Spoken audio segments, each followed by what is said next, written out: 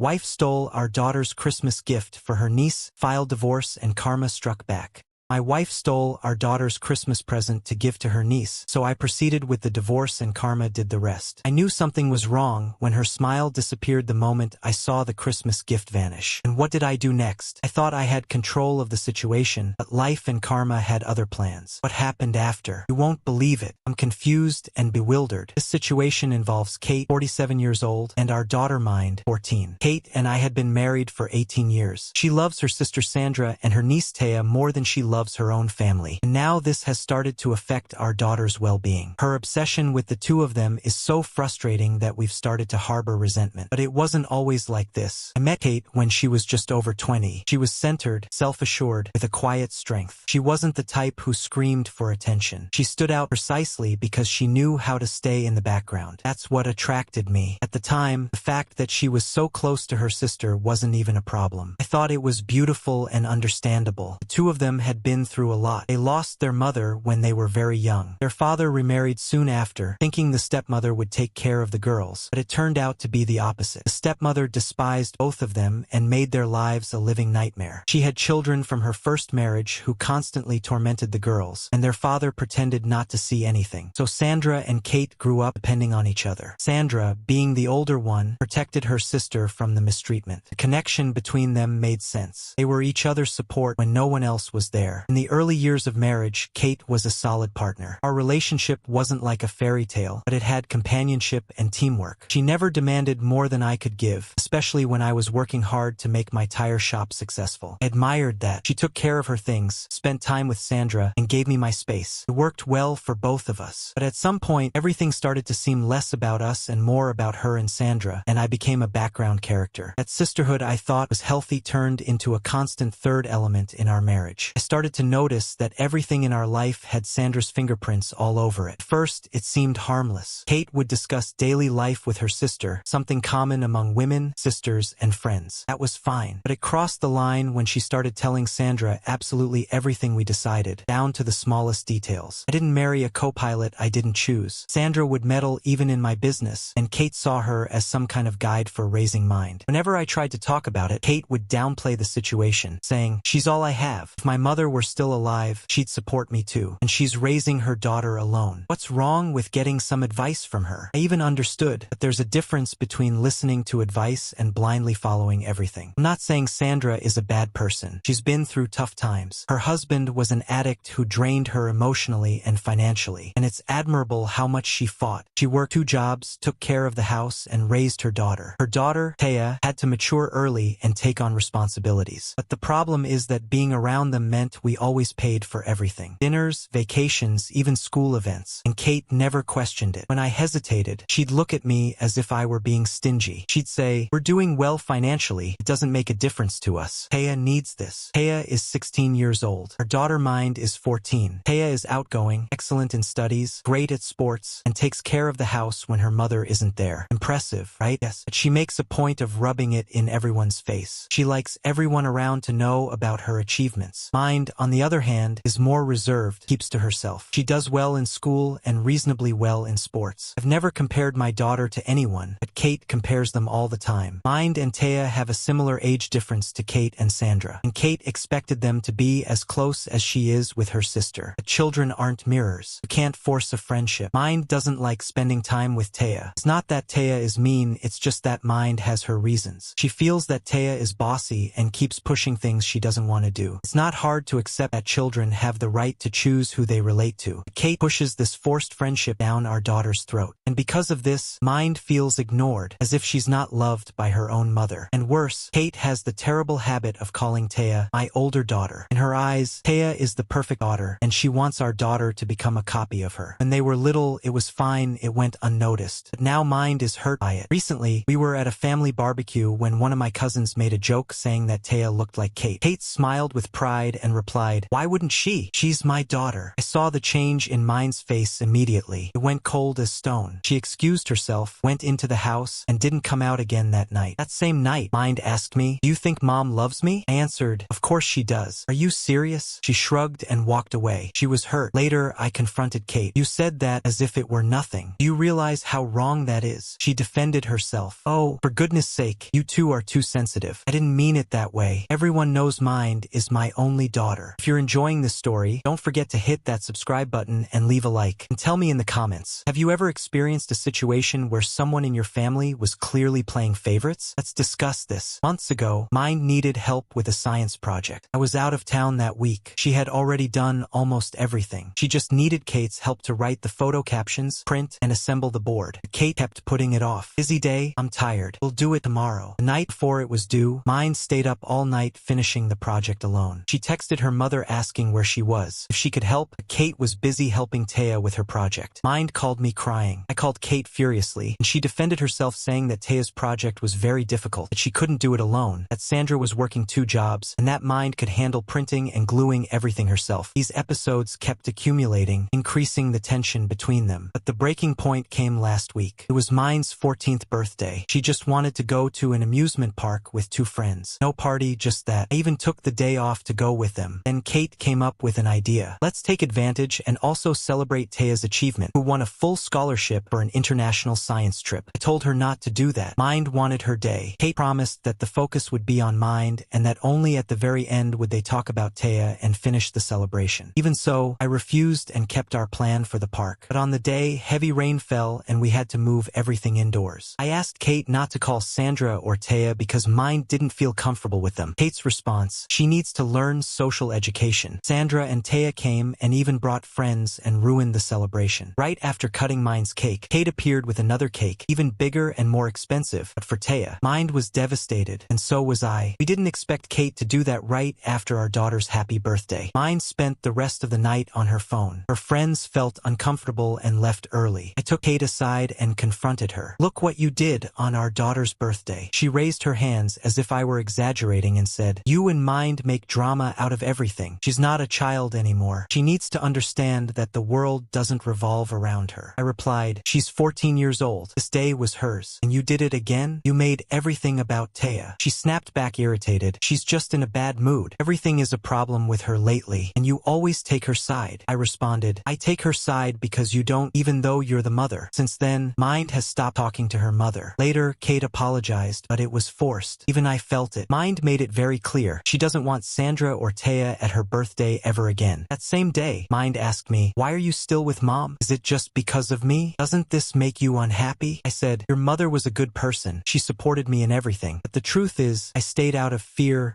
of repeating what my parents did. They separated when I was 10 years old. They promised I would be a priority, but then they formed new families and I wasn't welcome in either of them. I didn't want my daughter to go through that, but now I'm starting to wonder if staying here isn't just a different way of causing the same kind of pain. This doesn't feel like a family anymore. It's Kate and Sandra living in their world, and Mind and I orbiting around them like satellites. I don't hate Kate, but I also don't know how to love someone this way. And worse, I don't even know if she can see the damage she's causing. Maybe that's the saddest part. She thinks she's being noble, exalting her sister and niece. She believes she's doing the right thing, but at some point, she forgot about the people closest to her. She forgot about us. So here I am, wondering if all this is just a phase or a sign that this marriage has come to an end. Is it too late to redefine what it means to be a family? I don't know, but I'm tired of being the third wheel in my own marriage, and I think my daughter deserves much more than this. I posted all this anonymously in an online group just to get an outside perspective. It's hard to make decisions when you're in the eye of the hurricane. Some people understood, but many said that maybe I'm going through a midlife crisis, that I'm exaggerating, that no one gets divorced because of closeness between sisters or because of teenage drama. But this isn't drama. It's watching my daughter shrink inside knowing she's the second option in her own house. It's knowing that if it were the other way around, if I prioritized my brother and his daughter instead of Kate and Mind, everyone would paint me as the villain. This isn't a midlife crisis. It's the slow and painful realization that this isn't the life I wanted. Update 1. I'm getting divorced. Yes, the breaking point was this past Christmas. Mind had her heart completely set on a camera. She had been saving for a few years on her own to buy a mid-range DSLR camera. She cut expenses, saved her allowance, even saved what she earned babysitting. She was so excited. She'd been talking talking about it for months. I promised that at Christmas I would complete the remaining amount. I bought the camera, wrapped it, and left it under the tree, waiting for Christmas morning. On Christmas morning, mine tore open the wrapping and inside found a sweater and a book. Meanwhile, Taya posted an Instagram story showing her Christmas present. And guess what? Camera. She tagged Kate, thanking her for the generous gift. I took Kate aside, furious. What the heck was that? She didn't even seem worried. She said, Taya really needed the camera for school. She's going to have an audiovisual class next semester. I was livid. Needed? Yes. And what about our daughter? Do you have any idea how she saved every penny to buy that camera? She made so many sacrifices. And she just sighed. Oh, please, you take everything so seriously. Mind is being dramatic. It's a teenage thing, hormones. I replied, she's not exaggerating. She just saw her own mother give another girl the present she saved for months to get. You stole her gift to give to Taya? That's pathetic. And Kate responded, I bought that sweater and book to compensate her money. I was speechless. We've reached the point of giving our daughter a present with her own money, and she still had the audacity to say, relax, we'll buy something for her later. I was in shock. She's overflowing with affection for her niece and doesn't have an ounce of compassion for her own daughter. And to make it worse, she still scolded me. Oh, there you go again defending her. Taya needed it more. She's focused, responsible. Honestly, Mind could learn a thing or two from her. That was the first time I heard her say it outright, and after that, there was no turning back. Taya was elected class president, and Kate won't stop showing off about it, giving Mind lessons about how she should follow Taya's communication and personality examples. I always tried to cut that off. I told her, everyone is different. If you're so proud of Taya, maybe you should adopt her and leave us alone. Kate turned offended. Do you think I don't love my daughter? Is that what you're saying? At least Taya appreciates me. She listens to me. Mind acts like I'm the villain. I walked away furious. She acts that way because you keep showing that she's not a priority. Mind's Christmas was ruined. No matter how much I tried to fix it, she locked herself in her room, wrapped in a blanket with her phone, pretending to be okay every time I knocked on the door, but I knew she wasn't. That spark she always had during the holidays had disappeared. I couldn't stand seeing my daughter like that, so I drove to the neighboring city and bought the camera she wanted so much. I knew it wouldn't erase what happened, but I needed to do something. I knocked on her door, left the wrapped package there, and sent a message, open the door, sweetheart. I kept watching the doorknob. I didn't want Kate to show up and steal another present. Mind opened the door slightly, saw the box, and her face changed. It wasn't a big explosion of happiness. No jumping. It was a silent joy. She hugged me tight, with tears in her eyes, and whispered, thank you, Dad. But it wasn't the happiness she would have felt if she had received the camera that morning. The Christmas magic had already been damaged. Still, I hugged her even tighter, wishing I could fix everything. Kate saw that and made a face. She confronted me when Mind wasn't around. You're spoiling her. You're making her weak. She needs to learn to deal with disappointments. I replied, we'll talk after the holiday. I'm not going to ruin the rest of Mind's Christmas. Kate retorted, okay, get ready. We have to go to Sandra's house for dinner. I refused. Mind and I are staying home. Kate protested. We received an invitation. I said, I don't want to go, and Mind doesn't either. She muttered, I know she doesn't want to go, and you're covering for it. You're spoiling her. I just looked at her, turned my back, and walked away. She went without us. I cooked for my daughter, and we had a quiet evening talking about school, about life. Meanwhile, Kate was so busy enjoying the holidays with Sandra and Taya that she barely noticed the cracks in her own family. On New Year's Eve, Kate demanded that we all go out with Sandra and Taya. I said no. Mind doesn't like spending time with them, and I wasn't going to ruin her night again. Kate freaked out, accusing me of teaming up with Mind to turn our daughter against her. I replied, it's my responsibility to ensure our daughter feels protected, and it's also your house, so you need to make a decision. Either you stay with us or you leave alone. And I'm warning you, if today you choose to stay with them, we're going to separate. She rolled her eyes as if I were exaggerating, as if it were a lie. She left the house to celebrate New Year's with Sandra and Taya. Anyway, after she left, Mind thanked me for saving her. I sat down with her and said I was thinking about separating. She looked at me and burst into tears. She asked me if it was because of her and promised to be a better daughter. My heart broke. I hugged her and said, no, sweetheart, it's not because of you. None of this is your fault. You've been more patient and stronger than any child should be. I explained as best I could without bad-mouthing Kate. I said that sometimes staying together causes more harm than separating. Mind said she understood. We went out, just the two of us, laughed, ate junk food, watched the fireworks from the bed of my truck, and she used her new camera. It was the happiest moment we'd had in months. Kate didn't come back on January 1st. She sent a message saying she had the worst hangover of her life. She came back on the 2nd, acting as if nothing had happened. I showed her the divorce papers already filled out. She was shocked and screamed, what the heck is this? Why are you doing this? I replied, I should have done this before. I never stood up for my own own rights. Maybe I didn't need to, but now I need to take action for my daughter. She turned the tables and accused me of having an affair. I responded, you know very well the reason. You always choose your sister and her family instead of me. So why should I continue with you? She minimized everything, saying I was divorcing because of New Year's. I said, the breaking point was Christmas. New Year's was just another drop, but the real reason has been accumulating for years. With pride, she said, fine, if you don't want me, I won't stop you. I replied, great, so it's better for you to leave because it's getting unbearable with you around. She retorted, why should I leave? I'm staying here with my daughter. You're the one leaving, after all. It was your decision. I laughed in her face. Seriously? Do you really think your daughter wants to stay with you? She attacked me. Of course she's going to stay with me. That's what happens after a divorce. The children stay with the mother. I said, yes, normally that's how it is, but in this case, she's going to choose me, her father, because her mother has other priorities. She responded, let's see who she chooses. You need an excuse to tell her about the divorce. I said, she already knows everything and supports my decision. She reacted as if I had betrayed her. She called Mind and asked if she knew the truth. Mind nodded and said, yes, Mom, maybe it's better for us to stay with who we love. Me with Dad and you with them. Kate left the house furious, shaking with rage. The next day, I asked her to review the assets so we could start the process. She acted as if it were a surprise. She said, why are you still doing this? What did I do wrong? I was just being kind to my sister. I'm paying the price for being a good person. I replied, you're facing the consequences for neglecting your own family. She didn't touch the papers and started crying. She begged me to be kind and see things from her point of view. I said, I've been doing this for a long time. Not anymore. You should also think about us. Then she went to Mind's room, fell into tears, apologizing and promising she'd be a better mother if she had a chance. I told her, you'll always be her mother. The divorce doesn't change that. No one can take that away from you. Mind remained indifferent to her mother's emotions. That's what impresses me most about this generation. They're firm. She said she can't forget how she was mistreated by her own mother and how it destroyed her confidence. Kate asked again if there was anything she could do to fix everything. Mind replied, you'll cut Sandra and Taya out of your life forever. Kate looked at me surprised. She didn't say anything. She asked Mind if that's really what she wanted. Mind said, yes, cut them out and be a mother to me just once in your life. If you do that and focus on us, maybe I'll change. That took me by surprise because I myself had no desire to give this marriage another chance. But before I could react, Kate said, you two are ridiculous. You're being cruel. These aren't the values I want my daughter to have. And she left furiously. Later, I asked Kate to leave because things were getting ugly. Mind and I needed to breathe without her emotional breakdowns every day. She wasn't ready to accept reality, neither the divorce nor the fact that she was hurting us. I told her, the divorce is inevitable. The sooner you accept it, the better it will be for you. She stammered, and where do you expect me to go? I shrugged. Maybe to your older daughter's house and your sister's. It seems like that's where you've always wanted to be. She became bitter and said, if you want me to distance myself from them, that's not going to happen. They're my family. I replied, then go live with them. She said, as soon as I leave, you're going to regret it. Both of you will. She started packing her things. I laughed and closed the door behind her. As she was leaving, she knocked on Mind's door and said, you're being manipulated. You'll realize it soon. I thought she was going to try to stop her. She turned to me and said, today you won't stop me. Don't call me. Don't text me. I'm never coming back. I turned away. After she left, Mind came out of her room and sat next to me in silence. We didn't say much. She just hugged me and asked me to take her to the deli. We went and ate in silence. It's been peaceful since then. We'll update soon about the divorce. Update 2. After she moved out, Kate obviously went to live with Sandra. She didn't tell her the whole truth. She just said we had a fight, minimizing everything as if it were a typical couple's argument. She didn't even mention the divorce. Maybe she thought I was going to calm down or that I'd miss her and end up coming back, apologizing. I think she forgot that I'd already been doing that for years. A month later, my lawyer delivered the official divorce papers, already well drafted, with the division of assets defined. That's when the desperation hit. Kate called me furious. So this is it? I replied, yes, and please don't start again. I don't want to repeat this whole conversation. She started crying, and I hung up. The next day, Sandra called me. I let it go to voicemail the first time. She insisted on the fourth call. I answered. She started with an innocent tone. Kate's been kind of down lately. Is everything okay? I replied directly, yes, we're getting divorced. She asked why. I said, you've been meddling in our marriage for years. This shouldn't surprise you. She pretended she had no idea what was really happening. Midlife crisis, boredom? I started seeing the truth about my marriage, how it was co-governed by you. She shot back, oh please, don't use me as an excuse. I wasn't the one who made you two fight. I said it was none of her business and asked why she was calling. calling me. She took a deep breath and said, I'm just saying that Mind is just a teenager with hormones. You can't let her make such serious decisions. It's not just about my daughter. It's about our entire marriage. I realized that she was probably also manipulating Kate, and she continued, haven't you seen what Taya is like? She excels in everything. Honestly, Mind has always been kind of fragile, right? You could leave her here for a week and she'd learn some things from Taya. Then all your problems would disappear. My reaction was pure fury. This is how you turned Kate against her own family. She doesn't take her daughter seriously, nor her husband. My daughter isn't dramatic. She saw her own mother give the title of daughter to someone else. You three were idiots to her, and I'm not going to let my daughter suffer anymore. Stay away from us. You've changed. You weren't like this. Maybe you're just in a bad mood. I'll call you later. Don't bother, because from now on, this is what you'll get. Stay out of my life and away from my daughter. She hung up and sent a message asking me to reconsider, saying I was exaggerating and that I'd regret this mistake. A few days later, Kate showed up at our house, asked to talk. I let her in, and she started with the same old script. I made mistakes, but the divorce was unnecessary. Maybe my kindness was my weakness. Blah, blah, blah. Please give me a chance to be a better wife, a better mother. Again, the rehearsed speech. I asked if she had anything new to say because I was already tired. She asked me to suspend the legal process and let her first work things out with Mind. I said the divorce and her relationship with her daughter were separate things. She tried to argue that I was divorcing because of Mind. I gave up arguing and asked her to finish what she came to do, and that next time she should let me know before showing up. She also tried to talk to Mind, knocked on her door. Mind didn't answer. After several knocks, she opened only half the door. Kate begged for a few minutes, said she missed her, that she wanted to fix everything. Mind stood still with an expressionless face and then said, I'll only talk to you if you stop calling Taya your daughter. Only if you choose me. Only me. Kate was silent, seemed uncomfortable, and quickly changed the subject. Please don't let your anger destroy our marriage. I love you. I gave birth to you, raised you, made so many sacrifices for you. Mind listened to everything without showing emotion. Then she dropped the bomb. Did you know your little daughter spread around the basketball club that I was forcing Dad to divorce you? I was shocked. Mind and Taya are at the same basketball school, but in different groups. After Kate received the divorce papers, Taya spread the rumor that Mind was to blame for the end of our marriage. Mind became the target of gossip. That's when I understood why she'd been avoiding class for 2 weeks. I asked, why didn't you tell me before? She broke down and said she didn't want to burden me, so she kept it to herself. I looked bitterly at Kate. Now you know what your perfect little daughter did. Now leave us alone. She was silent and stammered, I'll talk to her. At that moment, Mind slammed the door in her own mother's face. Kate stood there for a few minutes, and without saying anything else, she started packing the rest of her things, one bag at a time, and left. Later, I sat down with Mind. We talked about everything she was carrying and what I was carrying too, about how none of this was fair. I told her that things would get better, that she should open up in therapy. I signed us both up for separate sessions and also some together. I know it's not a magic solution. You can't undo what's already broken, but maybe we can learn to live with it and heal around the pain. I asked if she wanted to sign up for another basketball class. She replied, no, that one is the best. I need to learn to deal with it. She's been quieter than usual, calmer, with a peace in her eyes, as if she knows she's safe again. And that's all I've ever wanted for her. Peace and happiness. As for Kate, she signed the papers yesterday. I don't know how she is. I didn't ask, nor will I. She made her choices, and now I'm making mine. Update 3. The divorce is finalized. We divided the assets cleanly. I kept the house, not out of spite, but because it's where Mind feels most at home. I paid Kate her share of the house in cash. We divided our savings, the pension fund, and everything else that needed to be legally organized. There was no drama in that part, just cold math. But she still had a surprise for me. She demanded spousal support at the last moment. An absurd amount. Honestly, I didn't expect that. I asked if she was serious. She looked me straight in the eyes and said, you made the decision. You ended the marriage. I sacrificed my life for this family. You owe me compensation. I refused to pay that and asked my lawyer to fight tooth and nail. But it didn't end there. Then she also filed for shared custody. I was furious but kept silent. I let the court decide. I told Mind what was happening and asked if she wanted to say anything. She didn't hesitate. In court, my daughter sat in front of her mother and destroyed her calmly. She spoke like someone much older than she really is. She made it clear that she didn't want Kate to have custody. She didn't want Kate to decide anything for her. She didn't want her to call, text, or show up. She clearly said she didn't want to have any kind of relationship with her. The judge asked her to explain better, and she explained, she calls my cousin her daughter right in front of me. She's always comparing me to her. She gave away the camera I spent months saving to buy, took over my birthday, made me feel invisible and useless inside my own house. And when I finally said something, she called me dramatic dramatic and hormonal. Then her niece spread to everyone in my basketball club that I destroyed their marriage. She looked at Kate and said, "You never chose me, Mom, so now I'm the one choosing. I choose Dad." Kate broke down in court, begging, "She's just a girl. She's confused, hurt. Please don't let her decide this. She can't stay with her father. It won't be good for her. She's not old enough to understand the consequences. She's not mature enough to make a decision alone." But the court didn't see it that way. Mind may not be legally an adult, but she proved herself to be an adult on her own merit. She was clear, firm, in control of her words. Kate's desperate plea was rejected. Shared custody was denied unless Mind herself comes to want it in the future. I continue with full custody. The case was closed, and we're both happier than ever. Mind spent the summer on my parents' farm with horses, goats, and chickens. She cleaned the stables, fed the chickens, and harvested tomatoes from the garden. My father says she has her grandmother's calmness and my stubbornness. She came back radiant, full of freckles, tanned, and with 1,000 stories to tell. She said it was the best summer of her life. Kate never approved of her spending time with my parents. She said it wasn't safe to be around the animals. Days ago, Mind burst into my room out of nowhere and, in her teenage style, announced, "I made you a dating profile." I said, "You did what?" She smiled. "You have to give love a chance, Dad. You're not even that old." She'd been insisting that I start going out since her mother moved out. I'd been putting it off because it was still early, I wasn't ready, and I definitely didn't feel young enough to have the energy for it. It was the most sincere laugh I'd had in months, but she wasn't kidding. She showed me the profile. I admit, she chose some pretty good photos and made me look less grumpy than I really am. What she wrote about me in the profile even made me blush, and I confess I started feeling young again. She signed me up for the gym at her insistence. I went out with some women for coffee, just that. I'm going slow. I'm not looking for anything right now. For now, I'm just learning to be a whole person again. Mind is doing well in therapy. So am I. We're not completely healed yet, but we're healing day by day. I'm so proud of how she handled the situation at the basketball club. She didn't give up, put Taya in her place without being cruel. That's the update for now. Update 4. This got interesting. Hold on tight. So a few days ago, Mind came to me and dropped a bomb as if it were nothing. At her basketball club, someone from Taya's circle said that Sandra and Taya basically kicked Kate out without mercy. Apparently, since the divorce, they've been calling Kate clingy and needy. Taya, in particular, reportedly said she didn't want anyone around crying about divorce because it ruins the mood. Very classy, right? Kate sacrificed everything for them only to be ignored. First, I laughed. I thought it was just teenage gossip or exaggeration, but Mind, being curious the way she is, did some stalking on Taya's profile. And yes, she was right. Photo after photo of their vacations, dinners, outings, weekends away, cafes, everything in the stories. Captions like, "Just the two of us," "Perfect duo," "Family," "Me and Mom." And Kate, nothing. Not a single appearance. They were living as if she had never existed. Taya started working part-time at a coffee shop downtown. Sandra keeps bragging about her daughter's work ethic. She posts stories of Taya in an apron, cleaning tables, serving coffee with a forced smile, with captions like, "Raising an independent queen," and "Who's behind the camera smiling like a proud mother?" Sandra, not Kate. With the first paycheck, they traveled to a coastal city. They posted everything on social media. And Kate, no sign. I remember that not even on vacations would Sandra be left out of plans. If she didn't go, Kate didn't go either. Last month was Kate's birthday, and there wasn't a single post, not even a courtesy tag. Before, Taya used to post declarations full of affection and gratitude, saying how grateful she was for everything Kate did for her. Now she despises her. As an adult, you see this, maybe give a smile and move on with life. But teenagers don't process pain like that. They feel everything intensely, raw, unfiltered. Mind showed me the photos and said, she chose them and really thought they'd choose her back. But karma came with a twist. I didn't say much. What was there to say? She was right. The next thing I knew, Mind said Kate showed up at her school. When she was leaving, Kate was there waiting. Mind ignored her. Kate ran up to her and asked for a minute. She was desperate. She expected to be rejected or ignored, but Mind agreed to talk. She sat with her in a park nearby and listened. Mind said Kate looked different. Kate told her how she regretted destroying our marriage because of Sandra and Taya, how she let them interfere in our lives, how she thought they'd be her support system after the separation. She never imagined that the people she protected, defended, and prioritized would simply leave her aside. She said she couldn't undo the past, but wanted to try for a second chance as a mother. Mind's response was quick. That's not going to happen. I'm happy with Dad. And why are you telling me this? What's the point? What happened to your older daughter and your sister who became your daughter's mother? Kate broke down. She started pouring everything out, trying to gain some sympathy from Mind. I discovered that after the divorce, Sandra called Kate to talk and said she needed to look for another place to live because they weren't prepared to house her permanently. Kate was shocked. When Sandra's marriage ended, Kate was the one who took on everything. She paid the rent, the bills, months, took care of Taya when Sandra was working double shifts. She was practically a second mother to Taya. She picked her up from school, paid tuition, took her to the doctor, cooked, everything. She accompanied Sandra, visited every day, while setting aside her own responsibilities as a wife and mother. She expected the same in return, at minimum a roof, a bit of support. But what did she receive? Coldness. Sandra and Taya kicked her out without remorse. Kate said she withdrew in silence, hoping they'd realize they owed her a bit of affection and loyalty. A week passed without her sending messages, thinking that way they'd miss her. They didn't. She saw Sandra's post about Taya's new job, and that destroyed her because it was Kate herself who referred Taya for that job. And when she got it, they didn't even bother to tell her. She was devastated and kept it all to herself, hoping that eventually the situation would change. However, the loneliness she felt ended up breaking her resistance, and she called them, pretending it was just a courtesy call to see if they had time to meet. That's when she found out about the vacation. They didn't even tell her they were going on a trip. Forget invitation. Even after they came back, they remained distant. They ignored her messages and calls. Taya directly refused calls and sent messages saying she was busy with work. Same with Sandra. Sometimes she'd answer the call, disinterested and irritated, avoiding any conversation about meetings, postponing or making excuses for next week that never came. After Kate poured her heart out, Mind looked at her and said, "Yes, I heard. Taya said she doesn't want to be around a crying divorcee and that you're a real party pooper." Kate burst into tears. It wasn't that manipulative crying, but real tears of regret. Maybe the first time she really felt alone. The first time she understood what it's like to be on the outside looking in. She held Mind's hands, cried, and apologized. She said she had no one else in her life, that she was alone and missed Mind, that she just wanted to have one thing in life that made her feel good, at least. Mind responded calmly, "We don't hold grudges. You don't need our forgiveness. We're not angry. You just don't care anymore. You don't exist in our lives anymore." She told Kate, "Dad and I are complete now. We laugh, we talk. We're whole and I've grown up. I don't need a mother anymore. Maybe Dad will get a wife soon. He's doing well on dates. I'm excited to meet his partner. We don't need you anymore." And then, looking into her eyes, she asked, "And did you find someone better than Dad?" After hearing all this, I told Mind that she shouldn't hold grudges. If she doesn't love her mother, that's fine, but she also didn't need to be bothered by it, not even deep in her heart, and that if possible, she should try to forgive her mother and move forward. It was difficult to make her understand that it's possible to forgive someone and still keep distance. We forgive others for our own peace, not for them. I want to ensure that her childhood trauma doesn't haunt her in adult life. She felt like she understood. I know it's a lot of maturity for a 15-year-old girl, but still, as a father, my job is to erase all the bitterness from her heart. I smiled and said that this talk about a partner wasn't necessary. I reminded her that I wasn't seriously dating anyone. She shrugged. "Yes, but it was accurate. She needed to hear that you moved on. And the truth is, I am getting to know someone I met recently. It's not something serious yet, but she's kind, a good listener, also divorced and healing. We've gone out to dinner a few times, watched a movie, and taken long walks. It's going well, but partner isn't the word yet. Mind knows this. She just wanted to hit Kate where it hurt most. So that's it. Mind is doing very well in therapy. She's shining in school. She continues to be the strongest and most centered person I know. And Kate, I don't know. I haven't heard anything more from her since then, and I don't care to. She reaped what she sowed." Final update. As Mind moved to university, it reminded me of these posts. Time passes faster than we imagine. So a certain nostalgia hit, and I wanted to write something to tell you how our lives have been. As you may already know, Mind went to college. In this process, she has grown, matured, and is living a full life. She showed that she never needed a mother, probably because for a long time she'd already been practicing what it's like not to have one. I finally made things official with the person I met and introduced her to Mind. The relationship between them has been good from the beginning. Although Mind isn't looking for a new mother and my partner doesn't want to fill that role either, it's not even necessary. And since I mentioned the word mother, if you're wondering what happened to her biological mother, I don't know. It's as if she disappeared off the face of the earth. I know she's still alive because every now and then someone comments something, but I don't know much more. I don't know where she lives, what she works at, or how her relationship with her sister and niece is. I don't know anything about them either. And you know what? Good. The toxicity of that family is something that's better to keep at a distance. This is very clear proof that life gets better, much better, when you distance yourself from what harms you. And in the end, it seems that karma not only knocked on the ex's door but parked and set up camp. Mind moved forward, the father found peace, and the biological mother? Well, she became just an echo of the past. Funny how those who throw everything away thinking they'll win the world end up forgotten even by their own shadow. If you think she deserved a second chance, comment there, but I honestly think that absence was the greatest gift this family received. Don't forget to subscribe to the channel, like the video, and keep following other stories like this. See you next time.